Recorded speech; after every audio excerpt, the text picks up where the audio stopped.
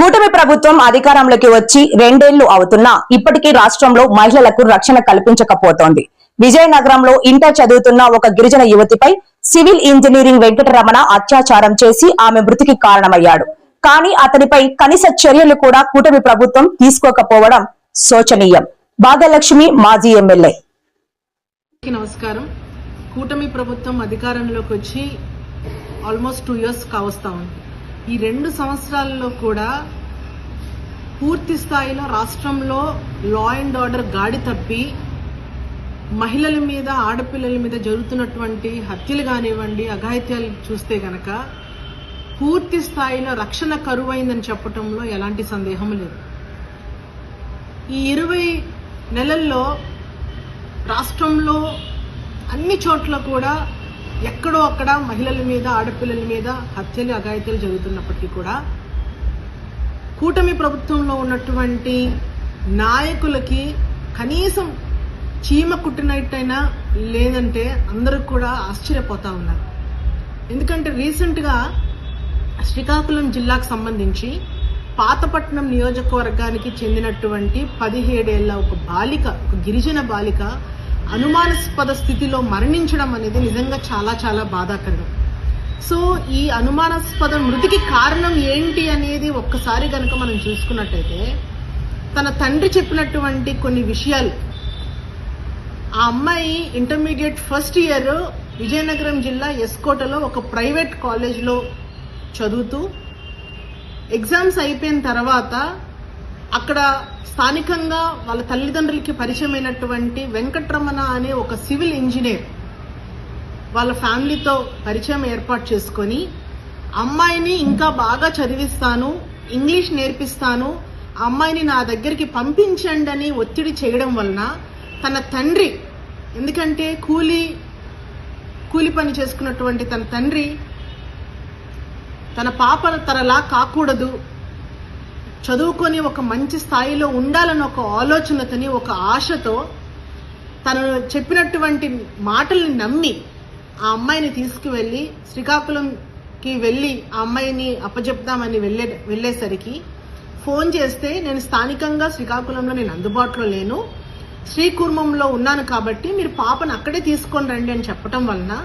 తన తండ్రి అక్కడికి వెళ్ళి అన్ని జాగ్రత్తలు చెప్పి పాపని జాగ్రత్తగా చూసుకోండి, బాగా చదివించండి, మీ రుణం ఎప్పుడు కూడా తీర్చుకోలేమని వాళ్ళతో చెప్పి పాపను అక్కడ అప్పచెప్పి వచ్చిన తర్వాత అప్పచెప్పిన మరుసటి రోజునే ఆ పాప వాళ్ళ తల్లిదండ్రులకి ఫోన్ చేసి మీ పాప మేడ మీద నుంచి పడి మరణించింది అని చెప్తే వాళ్ళ తల్లిదండ్రుల యొక్క గుండె పగిలి వెంటనే పాప దగ్గరికి వెళ్ళిన తర్వాత ఆయన ఫోన్ చేసి, మీరు ఎస్కోట రాకండి, అక్కడ ఏదైతే వంగడారామెట్ట అనే సమీపంలో మీరు అక్కడికి వస్తే అక్కడ ఖననం అనేది చేసేద్దాము అని చెప్పిన తర్వాత తల్లిదండ్రులకి ఎక్కడో దగ్గర ఒక డౌట్ అనేది వచ్చిన తర్వాత ఏంటి ఇలా చెప్తున్నాడు అని చెప్పేసి ఒక ఆలోచన చేసి ఎప్పుడైతే పాపలో ఒక కదలిక ఎక్కడైతే చూశారో వెంటనే శ్రీకాకుళం జిల్లాకు సంబంధించి రాగోల్లో ఒక ప్రైవేట్ ఆసుపత్రికి తీసుకువెళ్ళి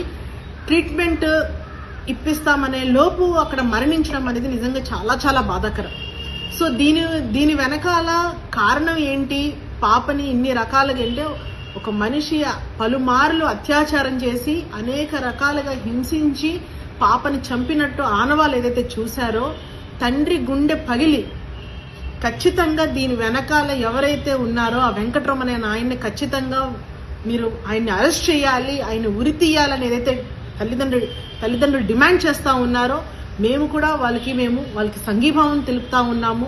ఖచ్చితంగా ఇలాంటి దుర్మార్గానికి పాల్పడినటువంటి వ్యక్తి ఖచ్చితంగా శిక్షించాలని కూడా మేము వైఎస్ఆర్ కాంగ్రెస్ పార్టీ తరఫున మేము డిమాండ్ చేస్తా ఉన్నాం. అంటే ఒక గిరిజన బాలికకి కళ్ళబొల్లి మాటలు చెప్పి ఉన్నతమైన చదువు నేర్పిస్తానని తీసుకువెళ్ళి ఆ అమ్మాయిని అన్ని రకాలుగా కూడా అనుభవించి అత్యాచారం చేసి ఈ రకంగా చంపడం అనేది ఎంతవరకు న్యాయం అని కూడా ఈ సందర్భంగా మేము ప్రశ్నిస్తా ఉన్నాం.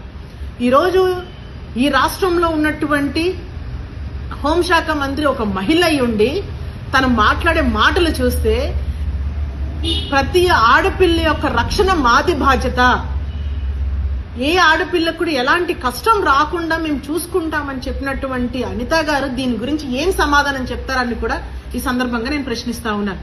ఒక గిరిజన శాఖ మంత్రిగా ఉన్నటువంటి గుమ్మడి సంధ్యారాణి గారు ఒక గిరిజన జాతి బిడ్డకి ఇంత అన్యాయం జరుగుతున్నప్పటికీ కూడా ఈ రోజు వరకు కూడా ఎలాంటి ఒక స్టేట్మెంట్ కానివ్వండి, దానికి కారణం ఏంటి, దానికి కారకులు ఎవరు, ఖచ్చితంగా వాళ్ళ మీద కేసు అనేది ఫైల్ చేయాలి, అట్రాసిటీ యాక్ట్ అనేది ఫైల్ చేయాలి, లేకపోతే అత్యాచారం చేసి చంపినందుకు వాళ్ళని ఏ రకమైనటువంటి శిక్ష వేసి వాళ్ళని జైలు పాలు చేయాలన్న ఒక ఆలోచన కూడా చేయలేనటువంటి ఒక గిరిజన శాఖ మంత్రిగా ఉన్నటువంటి సంధ్యారాణి గారు ఉండడం సిగ్గు చేయడానికి కూడా ఈ సందర్భంగా నేను తెలియజేస్తా ఉన్నాను.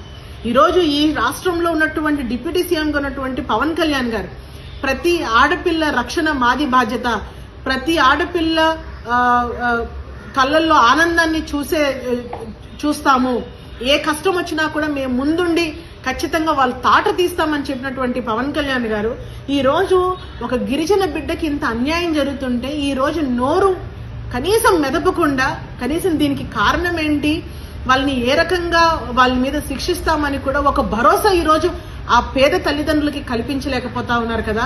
ఇలాంటి దురదృష్టకరమైనటువంటి ప్రభుత్వం ఉండడం నిజంగా ప్రజలందరూ కూడా ఈరోజు బాధపడతా ఉన్నారు. ఈరోజు వైఎస్ఆర్ కాంగ్రెస్ పార్టీ తరఫున మేము డిమాండ్ చేసేది ఒకటే, ఈరోజు గిరిజన బాలిక మీద ఏదో అనుమానాస్పద స్థితిలో ఏదైతే మరణించిందో అండ్ గతంలో కానివ్వండి ఇలాంటి మళ్ళీ సంఘటనలు పునరావృతం కాకుండా చూసుకోవాల్సినటువంటి బాధ్యత ఈరోజు ప్రభుత్వం మీద ఉంది. కానీ ఈరోజు ఈ ప్రభుత్వం పూర్తిగా మొద్దు నిద్రలో ఉండి ఇలాంటి లా అండ్ ఆర్డర్ గాడి తప్పినా కూడా ఇలాంటి సంఘటనలు అనేకం జరుగుతున్నప్పటికీ కూడా కనీసం స్పందించకపోవడం అనేది నిజంగా చాలా చాలా దారుణం. కాబట్టి మేము డిమాండ్ చేసేది ఒకటే, ఎవరైతే ఆ అమ్మాయిని కల్లిబొల్లి మాటలు చెప్పి ఈ రోజు ఈ పరిస్థితికి తీసుకొచ్చినటువంటి వెంకటరమణ అనే వ్యక్తి ఎవరైతే ఉన్నారో ఆయన కఠినంగా శిక్షించాలి.